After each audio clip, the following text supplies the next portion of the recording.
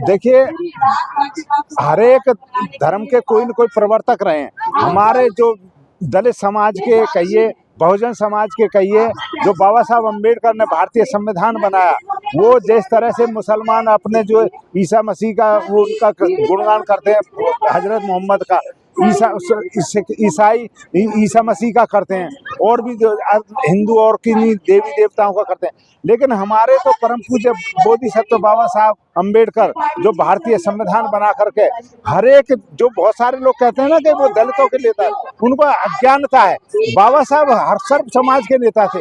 उन्होंने हर एक स्त्री पुरुष हर एक वर्ग के लिए बराबरी का अधिकार दिया। तो इसलिए हमारे परम पूज्य बाबा साहब जो 14 अप्रैल का महीना हमारा पवित्र महीना है, पूरे हम 14 अप्रैल के महीने में हम बाबा साहब की जयंती मनाते हैं और बड़ी खुशी होती है। सभी देखिए कितने सुंदर कपड़े पहन करके आते हैं और बड़े हर्षोल्लास से बाबा साहब की जयंती मनाते हैं। नमस्कार, मैं काव्य बोध और आप देखना शुरू कर चुके हैं नागवंशी टीवी। आज मैं दिल्ली के कोंडली में हूं और कोंडली में आज भारतीय बौद्ध महासभा की तरफ से एक कार्यक्रम करा जा रहा है जो कि बाबा साहब की 134वीं जयंती को यहां मनाया जा रहा है। मैं चाहूँगी कि एक बार देख सकते हैं आप इस पार्क के अंदर की महिलाओं की संख्या यहाँ कितनी तादाद में है, क्योंकि अक्सर देखा जाता है कि कोंडली की जो महिलाएँ हमेशा अक्सर आगे रहती हैं। महिलाओं की संख्या देखी जाए बराबर ये लगातार। और हमारे साथ भारतीय बौद्ध महासभा के महासचिव हैं, इनसे हम बातचीत करने की कोशिश करते हैं। रंजीत जी हैं, इनसे बातचीत करेंगे कि हर साल आप लोग बाबा साहब की जयंती मनाते हैं और जितने भी नेता हैं वो तमाम लोग यहाँ आते हैं। तो उनकी जो राजनीति की बात करें, वो मंच से जैसे अभी कहा कि राजनीति की बात भी करी, लेकिन उन्होंने समाज की भी बात रख दी। तो इस पर क्या कहेंगे आप? देखिए, जो राजनीतिक आदमी होते हैं वो समाज से जुड़े होते हैं, उनको समाज की पीड़ा होती है, तो वो अपनी राजनीति की, तो हम भी मानते हैं इस बात को कि वो राजनीतिक है। बिना राजनीति के समाज भी नहीं चलता, तो इसलिए वो समाज की उसमें राजनीति की बातें कर जाते हैं। लेकिन राजेंद्र पाल गौतम जी और जितने भी हमारे समाज के नेता हैं वो सभी मिशन से जुड़े हुए हैं और हमेशा भगवान बुद्ध और बाबा साहब के मिशन को ही लेकर के चलते हैं। उनका मेन उद्देश्य जो है भगवान बुद्ध और बाबा साहब ही होते हैं। लेकिन अगर देखा जाए जिस तरीके से 14 अप्रैल को बाबा साहब की जयंती को मनाने के लिए दलितों में जो उत्साह होता है कि हमारा अम्बेडकर जयंती आ गई और लोग मनाते हैं, लेकिन उसी बीच में देखा जाए कि 14 अप्रैल अम्बेडकर जयंती मनाने के लिए जैसे कई सारी संख्या में अगर बात करें कई जगहों की, तो यूपी में सबसे ज्यादा इस बार बाबा साहब की जयंती पर लोगों को गोली मारी गई है, वो भी दलित समाज में। देखिए, जब क्रांति का समय आता है तो लोगों को उकसाने के लिए ये चीज़ें चलती हैं। जब भी क्रांति आती है इस तरह की ये चीज़ें होता है कि ये दलित समाज के लोग कम नहीं होने वाले और इनमें जागरूकता ये जुड़ते जा रहे हैं और इनमें भी बहुत आक्रोश है। बहुत सारे लोग हैं, हमारे लोग भी दूसरे लोगों को मार रहे हैं, जहाँ था लोग हमारे लोगों को कर रहे हैं। लेकिन अक्सर देखा जाए तो सबसे ज्यादा दलित ही उत्पीड़न हो रहा है। कहीं बच्चियों का रेप होता है तो कहीं उन्हें मार दिया जाता है, कहीं किसी भी तरीके से देखा जाए तो दलित ही उत्पीड़न सबसे ज्यादा हो रहा है। देखिए, ये शिक्षा की कमी होती है। जहाँ पर शिक्षित लोग होते हैं वहाँ पर ये चीजें नहीं होती।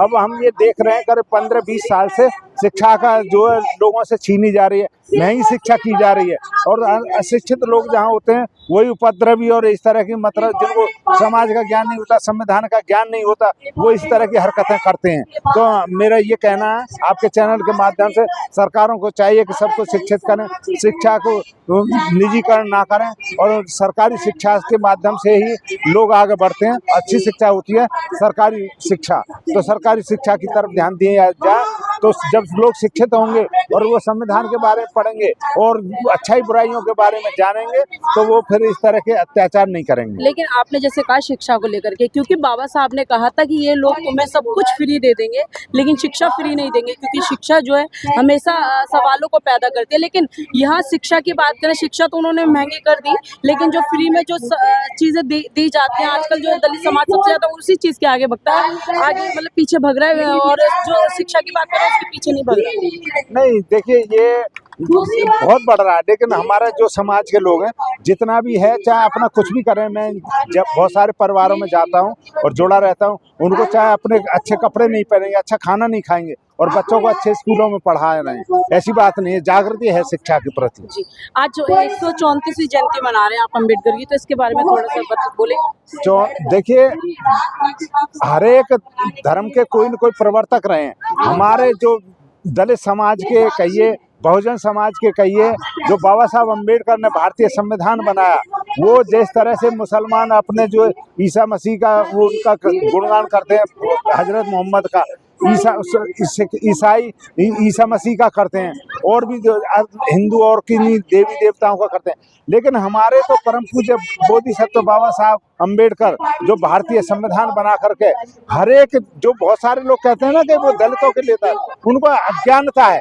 बाबा साहब हर सर्व समाज के नेता थे, उन्होंने हर एक स्त्री पुरुष हर एक वर्ग के लिए बराबरी का अधिकार दिया। तो इसलिए हमारे परम पूज्य बाबा साहब जो 14 अप्रैल का महीना हमारा पवित्र महीना है, पूरे हम 14 अप्रैल के महीने में हम बाबा साहब की जयंती मनाते हैं, और बड़ी खुशी होती है। सभी देखिए कितने सुंदर कपड़े पहन करके आते हैं और बड़े हर्षोल्लास से बाबा साहब की जयंती मनाते हैं। लेकिन अगर देखा जाए, बाबा साहब ने जो बौद्ध धर्म दिया था, आज बौद्ध विहार की बात करें तो महाबोधि महाविहार के कब्जे में है, तो उसको कैसे छुड़ाएंगे आप खुद? महाबोधि विहार का आंदोलन शुरू हो चुका है, और आप लोग भी गए थे, आपके चैनल के माध्यम से बहुत सारी बातें वहाँ पर हुई थी। हम भी भारतीय बौद्ध महासभा की तरफ से गए थे, हमने जो वहाँ पर 30,000 रुपये का राशन और 25,000 रुपये नगद दे करके आए थे, और वो अनिश्चितकालीन धरना है। जब तक महाबोधि आंदोलन बौद्धों के हाथों में नहीं होगा, अनिश्चितकालीन धरना चलता रहेगा और उसे मुक्त करा के ही रहेंगे।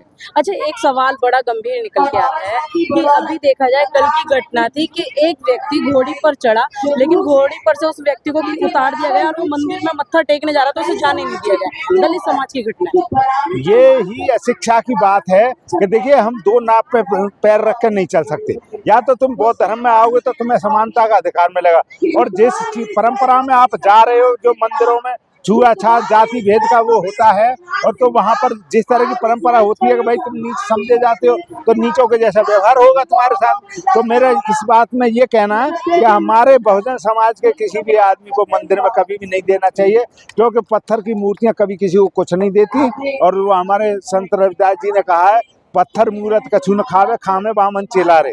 तो इस चीज को ध्यान में रखते हुए मैं अपने महापुरुषों की बातों को ध्यान में रखना चाहिए, और जो महापुरुषों के हमारे महापुरुषों के उसमें चलेंगे तो उसके किसी के साथ कोई अत्याचार नहीं होगा। चलिए, बड़ी बात थी कि अगर आप पत्थर मूर्ति पूजेंगे तो वो आपको कुछ नहीं देंगे। शिक्षा से ही सवाल खड़े होंगे, शिक्षा ही अगर आपके अंदर होगी तो आप आगे बढ़ पाएंगे। और किसी भी, अगर बात करें पत्थर की, तो पत्थर की तरफ आप नहीं जाएंगे। तो हिंदू धर्म में जितने भी दलित समाज के लोग जा रहे हैं, उनका सिर्फ अपमान ही होता है, अपमान ही होता है, और अपमान को बर्दाश्त करना एक हद होती है। और जब बाबा साहब ने आपको बौद्ध धर्म दिया था, तो आपको अपने बौद्ध धर्म में वापस आना चाहिए। बाकी इस पूरी वीडियो के बारे में आपकी क्या प्रतिक्रिया, मुझे कमेंट बॉक्स में जरूर बताएं। और ये हमारे साथ भारतीय बौद्ध महासभा के महासचिव रंजीत सिंह जी थे। धन्यवाद।